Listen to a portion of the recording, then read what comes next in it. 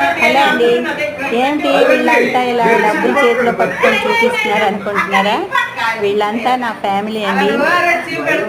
రథయాత్ర రోజున మా అమ్మ నాన్న ఇంటికి వెళ్ళి ఇలా రథయాత్ర డబ్బులు పంచుకుంటున్నాం అనమాట. ఈ సాంప్రదాయం 20 ఏళ్ళు పైగా అవుతుందండి. ఇలా అమ్మ నాన్న దగ్గరికి మధ్యాహ్నం 2 అయ్యేసరికి వెళ్ళిపోతాం. రథయాత్ర రోజు మా నాన్నగారు డబ్బులు ఇస్తారనమాట మాకు అందరికీ. మేము 4 అక్క చెల్లెళ్ళని, ఒక తమ్ముడండి. మా పిల్లలతో పాటు వెళ్ళిపోతాం. ఇంటికి ఇంత చొప్పున ఇస్తారు మా నాన్నగారు.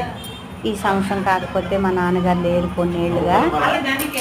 అతని వాటాకి మా తమ్ముడు పంచుతాడనమాట. ఆ తర్వాత మా అక్క బావ పంచుతారు.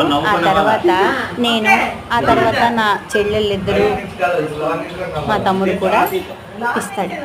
ఇప్పుడు మా పిల్లలు కూడా సంపాదించిన వాళ్ళు అయిపోయారు కదా, వాళ్ళు కూడా పంచుతారనమాట వాళ్ళు వాటా తరపున. ఇగోండి, ఈమె మా చెల్లెలు, చివరి చెల్లెలు, రాయగడ కాలేజీలో లెక్చరర్ అనమాట. మనిషికి 2000 చొప్పున ఇస్తుంది.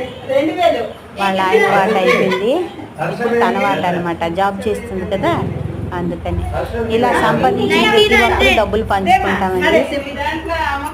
అవి పంచుకున్న తర్వాత కాస్త డబ్బులు తీసి అందులోంచి ఫాస్ట్ ఫుడ్ ఐటమ్స్ తెప్పించుకొని అందరం కూర్చొని తినేసి మా నాన్నగారికి మూల పెట్టి చక్కగా ఎంజాయ్ చేస్తాము. రథయాత్రకి మరెళ్ళాం. ఇదే మా రథయాత్ర. రథయాత్ర రోజు ఇలా కూర్చుంటాం. వెళితే మా రథయాత్రకి వెళ్తాం. మీరు కూడా ఇలా చేస్తారా?